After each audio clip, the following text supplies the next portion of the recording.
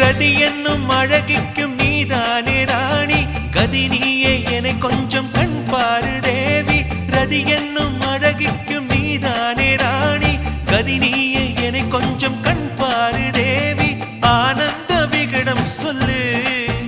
என்னை பேரின்ப நதியில் தள்ளு